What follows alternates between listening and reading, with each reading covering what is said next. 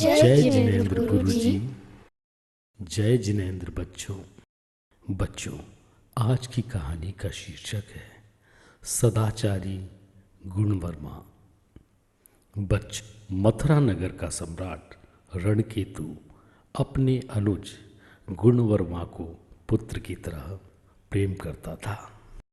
गुणवर्मा भी अपने अग्रज रणकेतु के लिए राम सा आदर्श भाई मानता था, लेकिन दोनों भाइयों का पारस्परिक प्रेम रणकेतु की रानी की आंखों में कंटक की तरह खटकता था।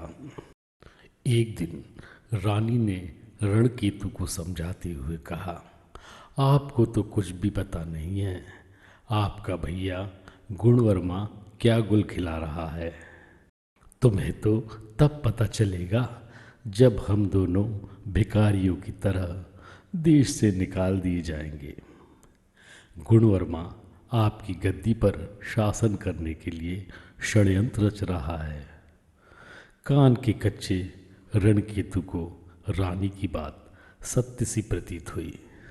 वह क्रोध की अग्नि में जलने लगा, और जब आदमी के जीवन में क्रोध का आगमन हो जाए तो कौन सा अनर्थ है जो उसके द्वारा नहीं हो सकता। परिणाम स्वरूप गुणवर्मा ने देवालय से आकर महल की संगमरमर जड़ित दहली पर पग रखा ही था कि रणकेतु ने लाल लाल अंगारे सी आंखें निकाली और जोर जोर से चिल्लाकर कहा, इसी समय उल्टे पैर वापस हो जाओ। तू मुझ जैसे राजा का भाई होने के योग्य कदापि नहीं है। मैं तेरा मुंह भी देखना पाप समझता हूँ, और ध्यान रख, आइंदा इस नगर में कदम भी मत रखना। सभी ज्येष्ठ मंत्रियों ने सम्राट को समझाया, किंतु सम्राट ने किसी की भी नहीं सुनी। परिस्थिति से अनजान गुणवर्मा अपने अग्रज की यह कठोर आज्ञा सुन अवाक रह गया, परंतु बाद में उसे ध्यान आया, यह केवल अग्रज की नहीं वरना राजा की आज्ञा है। सदाचारी गुणवर्मा का हृदय चूंकि अत्यंत विशाल और पवित्र था, इसलिए उसने अपमान का हलाहल पीकर भी थू तक नहीं की, और उसी समय नगर को छोड़कर वन की ओर चला गया।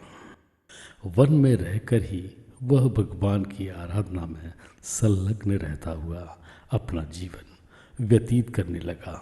इधर रानी के अंदर पुनः ईर्ष्या जागी और अपने पति रणकेतु को कहने लगी, तुमने अपने भाई को देश निकाला देकर अच्छा नहीं किया। वह भाई नहीं, सांप है। अपना बदला लेने के लिए जंगल में ही रहकर मंत्र साधना कर रहा है। न जाने कब राज्य पर चढ़ाई कर दे और आपकी राजगद्दी छीन ले, तो अच्छा होगा उससे सदा सदा के लिए छुटकारा पा लिया जाए। सम्राट ने अपने गुप्तचर दौड़ाए तो पता चला कि वह वास्तव में वन में रहकर साधना कर रहा है। बस फिर क्या था, सम्राट ने सेना सुसज्जित कर उस गुणवर्मा पर आक्रमण की योजना बना ली। ससैन्य उसे युद्ध में मौत के घाट उतारने को चल पड़ा। गुणवर्मा को भी कुछ पता नहीं था, वह तो भगवान की आराधना में संलग्न था। जब वह 42वें एवं 43वें काव्य का पाठ कर रहा था, तभी रणचंडी ने सेनाध्यक्ष का रूप धर रणकेतु को बंदी बना लिया और गुणवर्मा के सामने लाकर अदृश्य हो गई। तब रणकेतु ने कहा, आज से यह राज्य तुम्हारा। इस पर गुणवर्मा ने कहा, उस राज्य का तो मैं परित्याग कर चुका हूँ। सच्चाई का पता चलते ही गुणवर्मा को वैराग्य हो गया।